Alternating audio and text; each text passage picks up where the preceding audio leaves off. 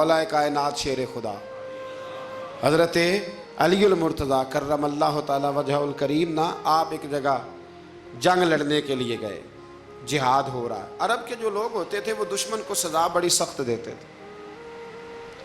بعض لوگ مطالبہ بھی کرتے ہیں نا سخت سزا کا۔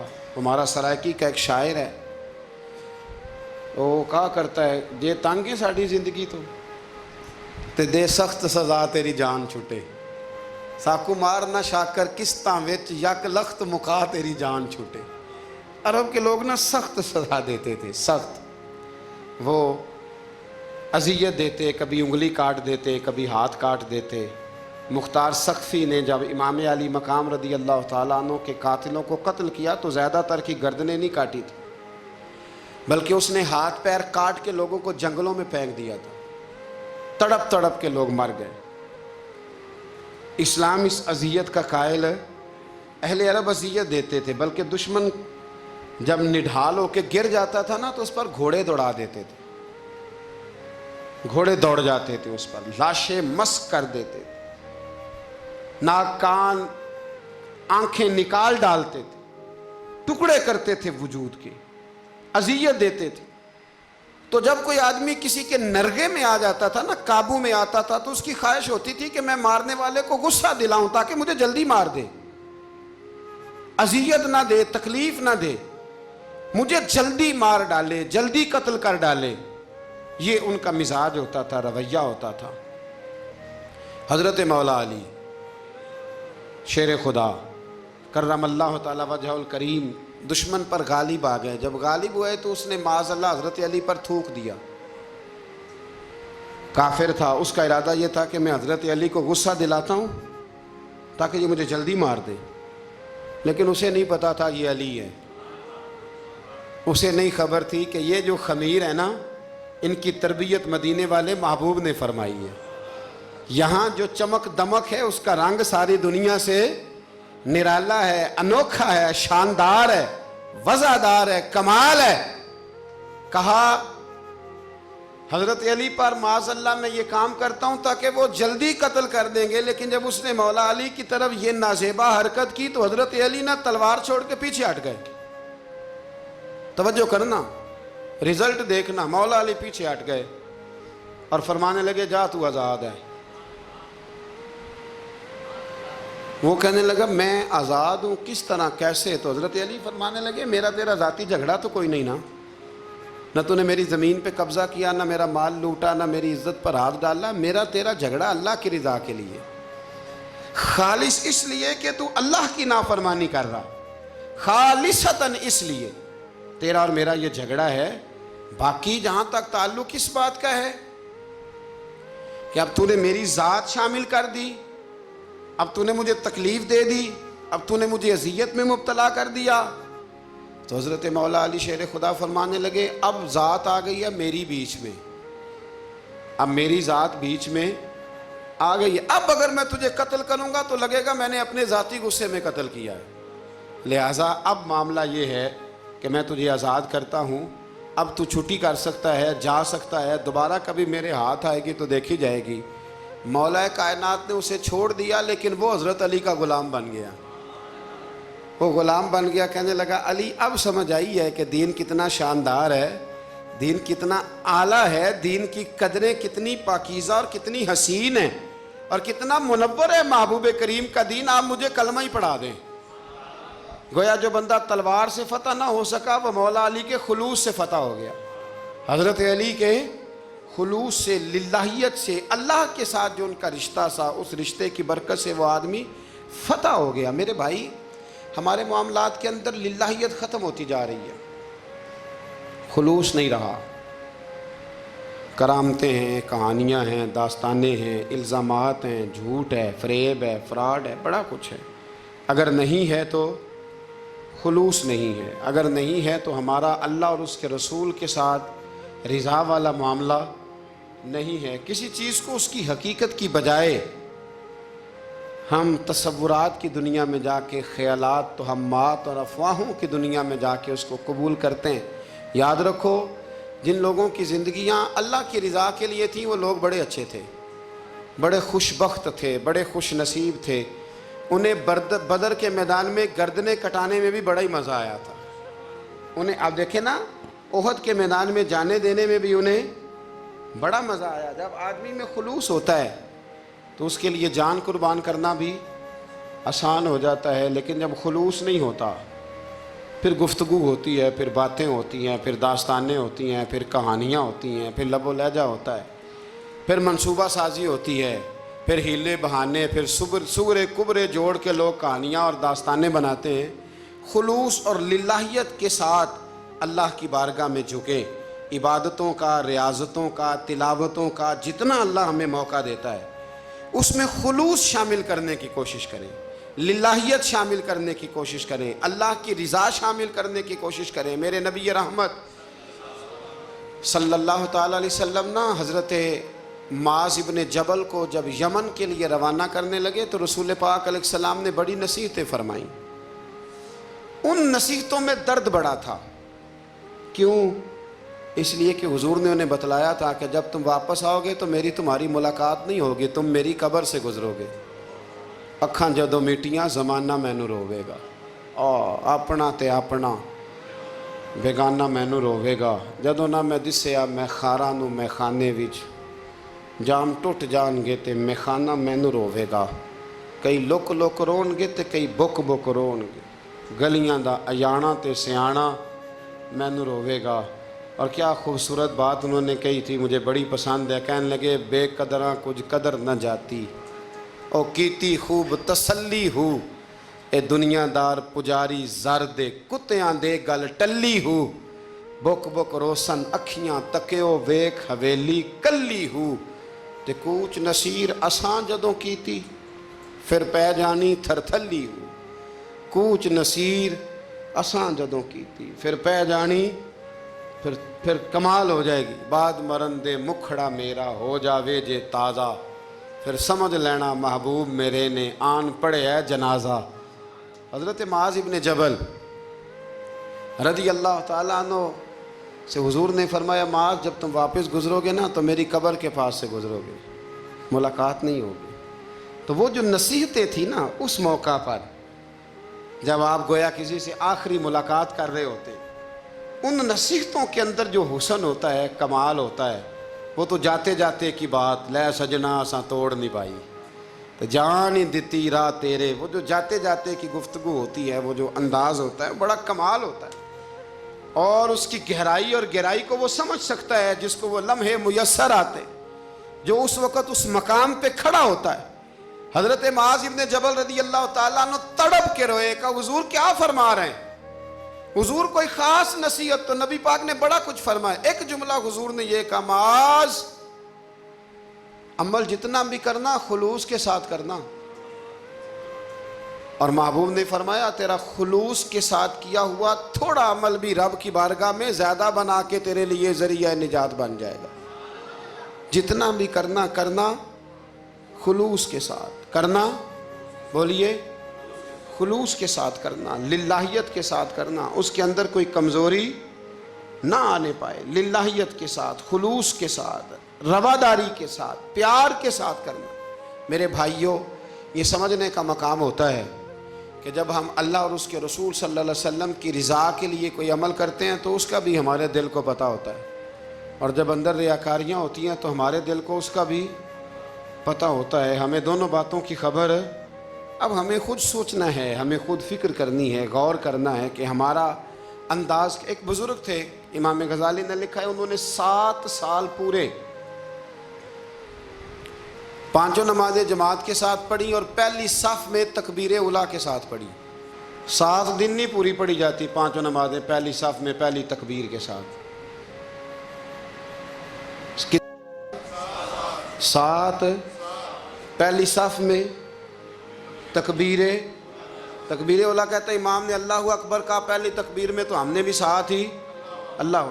پہلی صف میں 7 سال تک 5 نمازیں تکبیر اولیٰ سے بہت بڑا کارنامہ ہے, بہت بڑی بات ہے. مطلب بندہ یہاں سے اٹھ کے آتے, وضو کرتے, کوئی معاملہ آ گیا, کوئی مطلب اس کو حاجت ہو گئی استنجا وضو کی, تو وہ ٹائم نکل جاتا ہے. کئی دفعہ ایسے ہوتا ہے 7 سال پورے نماز پڑھی تو کہتے ہیں 7 سال کے بعد نا ایک دن 8واں سال لگا ہوا تھا تو بزرگ فرماتے ہیں میں ذرا لیٹ ہو گیا، تکبیر اولیٰ تو مل گئی پر پہلی صف نہ ملی، تیسری صف میں جگہ ملی۔ بزرگوں کے تقوی دیکھیے گا، فرماتے ہیں تیسری صف میں میں نے نماز پڑھی تو میرے دل کے اندر خیال آیا یار لوگ کیا سوچیں گے کہ اتنا اچھا اس کا ریکارڈ تھا، پہلی صف میں یہ نماز پڑھتا تھا تو آج تیسری صف میں لوگ کیا سوچیں گے۔ فرماتے ہیں جب یہ لفظ زبان پہ آیا تو میرا ضمیر بول پڑا، جب یہ سوچ دل میں آئی تو میرا اندر تڑپ اٹھا، چھم چھم میرے آنسو نکلنے لگے، میں رویا۔ اور فرماتے ہیں لوگ چلے گئے اور میں نفل پڑھتا روتا رہا۔ میں نے کہا اللہ مجھے یوں لگتا ہے وہ 7 سال تک پہلی صف میں جو نمازیں پڑھتا رہا وہ تو لوگوں کو دکھانے کے لیے پڑھتا رہا۔ فرماتے ہیں میں نے 7 سال کی نمازیں قضا پڑھی، قضا نمازیں پڑھی، اس لیے کہ مجھے سمجھ آئی کہ وہ نماز اللہ کی رضا کے لیے نہیں تھی، وہ تو بندوں کو ریکارڈ بنانے کے لیے تھی۔ تو میں نے وہ 7 سال کی نمازیں قضا پڑھی اور فرماتے ہیں اب دوبارہ سے جب میں جاتا ہوں تو پھر میں اپنے دل پہ غور کرتا ہوں کہ پہلی صف تکبیر اولیٰ پر یہ بتا نیت کیا ہے، یہ بتا کہ تیرا ارادہ کیا ہے۔ شیخ سعدی فرمایا کرتے تھے تیرے وجود کا قبلہ تو سیدھا ہے، دل کے قبلے کی بھی بات بتا۔ تیرے وجود کا قبلہ درست ہے پر دل کے قبلے کی بھی، ہاں خودی کا سر نہاں لا الہ الا اللہ، خودی کا تیگ فساں لا الہ، یہ دور اپنے ابراہیم کی تلاش میں ہے۔ صنم کدا ہے جہاں لا الہ الا اللہ، صنم کدا ہے جہاں لا الہ الا اللہ، اور اگرچہ بت ہیں جماعت کی آستینوں میں پر مجھے ہے حکم ازاں لا الہ الا۔ تو یہ جو ہمارا مزاج ہے نا لوگوں کو دکھانے کا، بتانے کا، سنانے کا، شیخ ابو العباس مرسی فرماتے کہ مجھے کئی دفعہ محبوب کریم علیہ السلام کا دیدار نصیب ہوا، میرا اور حضور کا معاملہ تھا، پھر میں نے لوگوں کو بتانا شروع کر دیا۔ فرماتے ہیں پھر انہوں نے آنا چھوڑ دیا، اس لیے کہ کچھ باتیں ایسی ہوتی ہیں جو بتانے کی نہیں ہوتی، لیکن کچھ بندوں کو بشارتیں ہوتی بڑی ہیں، وہ ان بیچاروں کو بد ہضمی ہو جاتی، وہ بتائیں نا جب تک 20 لوگوں کو تب تک ان کی وہ بد ہضمی ختم ہے۔ حالانکہ ہر چیز بتانے کی، دکھانے کی، سنانے کی، ہر چیز کی وضاحت دینے کی نہیں ہوتی، ہر چیز ایسی نہیں ہوتی۔ حضرت ابو ہریرہ جیسے لوگ فرمایا کرتے تھے علم کی 2 تھیلیاں، ایک کھولی ہے دوسری کھولو تو مجھے قتل کر دو، ہر چیز کو بتانے سمجھانے کی ہوتی ہے۔ تو خلوص دیکھے کتنا ہے اس میں، للہیت کتنی ہے، اللہ کی رضا کتنی۔ الحمدللہ تعالی اس مہینے سے جو جولائی کا ہے، میرے خیال ہے 4-5 جولائی سے حج کی فلائٹ شروع ہو جائیں گی انشاءاللہ تعالی۔ خوش نہیں ہوئے آپ سن کے؟ جو جا رہے ہیں رب ان کا قبول فرمائے، اور جو رہ گئے اللہ انہیں موقع عطا فرمائے۔ این سعادت بزور بازو نیست تا نہ بخشندہ خدائے بخشن، یہ سعادتیں بازو کی قوت سے نہیں ملتی، تبھی ملتی ہیں جب اللہ عطا کرتا ہے، جب رب اپنے فضل سے عطا کرتا ہے پھر یہ سعادتیں ملتی ہیں۔ لوگ حج کے لیے جا رہے ہیں، اور آپ کو پتہ ہے حج بھی آج کل ساتھ حج ہوتا ہے، ساتھ سیلفی ہوتی ہے، آخر تک چلتا ہے۔ ایک بزرگ تھے حضرت ابو مرتعش ان کا نام تھا، وہ فرماتے ہیں میرا 4تھا-5واں حج تھا، نفلی حج کرنے کے لیے میں جا رہا تھا، تیاری میری مکمل ہو گئی تھی، 2-4 دنوں میں میری روانگی تھی، ارادہ میرا مضبوط تھا، معاملات سارے طے ہو گئے تھے، بس میں جانے کے قریب تھا۔ فرماتے ہیں کہ میں ایک دن گھر میں بیٹھا تھا، کریں اماں جی نے نا کہا بیٹا ذرا پتر ذرا پانی کا پیالہ دینا۔ تو فرماتے میرے دل میں خیال آیا کہ ایک تو میں عالم ہوں، صوفی ہوں، درویش ہوں، مولوی ہوں، اور دوسرا یہ کہ میری کل پرسوں تیاری بھی ہے، تو پانی تو چھوٹا بھائی بھی دے سکتا ہے، یہ کام کو بچہ بھی کر لے گا۔ میں نے چھوٹے کو اشارہ کیا ذرا پانی دینا، وہ گیا اور مٹکے سے پانی بھر کے اماں کو دے دیا۔ کہتے ہیں جب اس نے اماں کو پانی دیا نا تو میرے اندر پھر مد و جزر شروع ہوا، پھر میری ضمیر کی آوازیں اٹھنے لگیں، پھر اندر سے بلندی ہونے لگی، پھر آوازیں آئیں، اور پھر میں نے اعلان کیا، میں نے کہا اوہ یہ کیا ہوا، سینکڑوں اور ہزاروں میل حج کرنے کے لیے جانا میرے لیے آسان ہے، اور یہ 2 قدم اماں کو پانی دینا میرے لیے مشکل ہے۔ یہ کیا بات ہوئی؟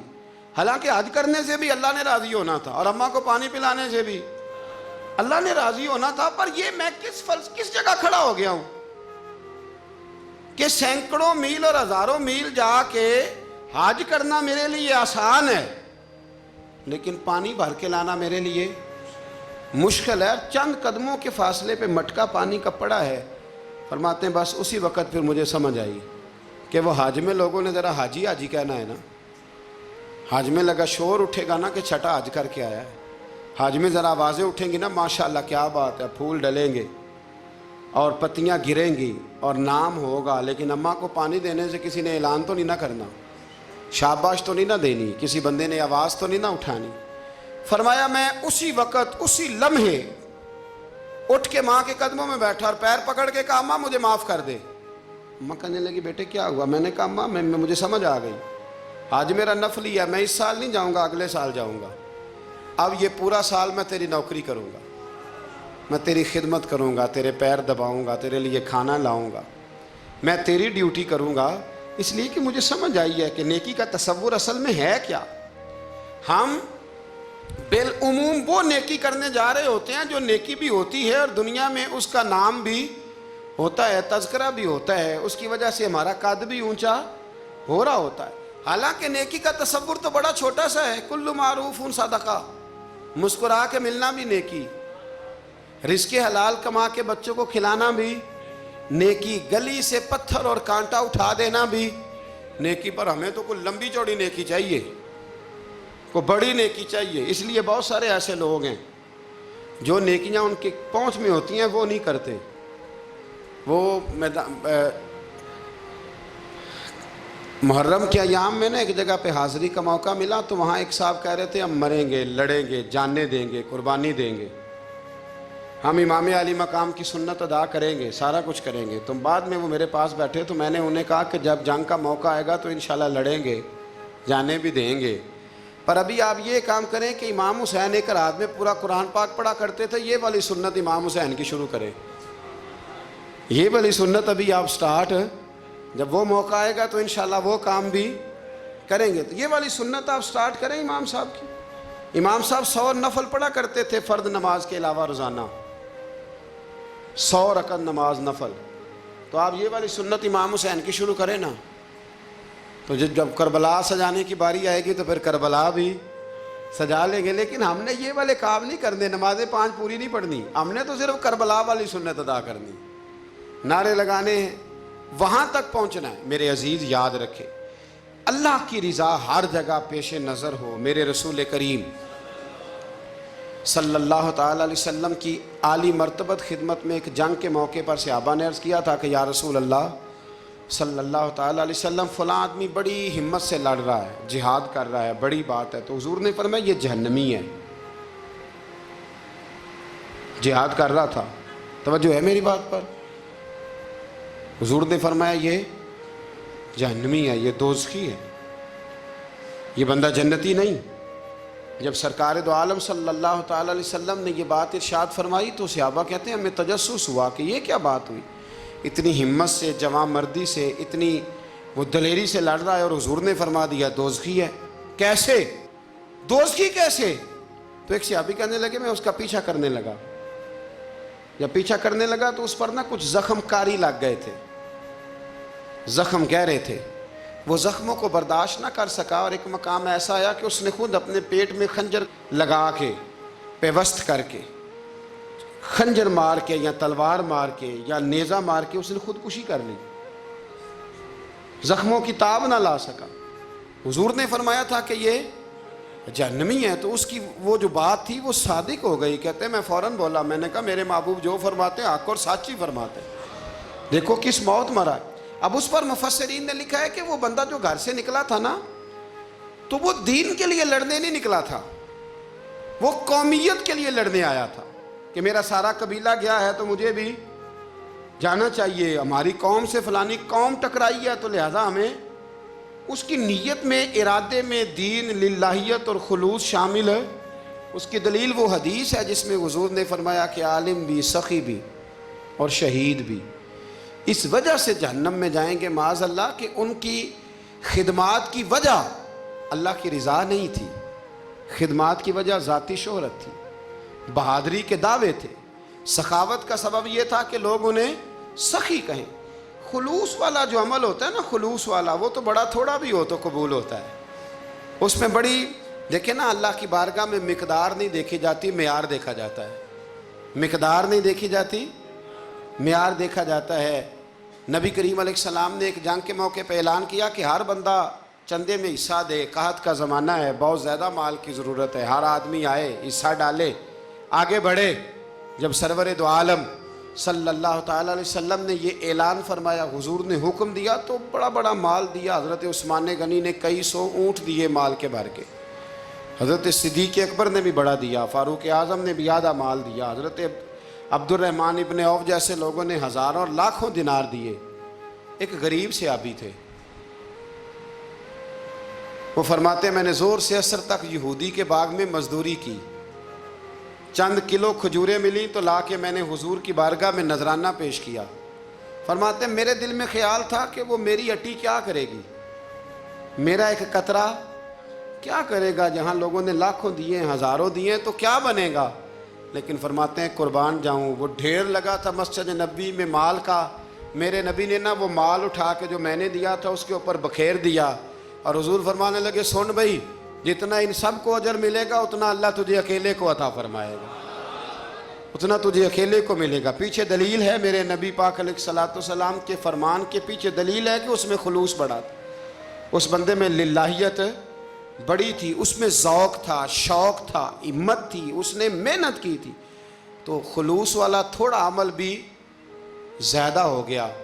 چھوڑیں ریاکاریاں، چھوڑیں تصنع، کوئی بھی کام کریں تو پہلے دل سے فتویٰ پوچھیں، پہلے اپنے آپ سے پوچھیں کہ یہ جو کام میں کر رہا ہوں، جس طرف میں جا رہا ہوں، یہ بات درست ہے کہ نہیں۔ پھر جب آپ سمجھ لیں کہ بات درست ہے، پھر اس پر اور محنت کریں اور خلوص کا مظاہرہ کریں۔ اب جب نماز کی نیت کے لیے کھڑے ہوں تو پھر ایک دفعہ نیت، یہ جو نیت ہوتی ہے نا نماز کی، اس کا مقصد بھی یہ ہوتا ہے کہ ذرا نا جسم کا قبلہ بھی ٹھیک کر لو، ارادے کا قبلہ بھی ٹھیک کر لو، ذرا نا درست کر لو اپنے آپ کو۔ نیت المومن خیر من عملہ، مومن کی نیت اس کے عمل سے بھی بہتر ہوتی ہے۔ دعا کرتا ہوں اللہ کی بارگاہ میں اللہ ہمیں اپنی اور اپنے محبوب کی رضا نصیب فرمائے۔ آخر دعوانا ان الحمدللہ۔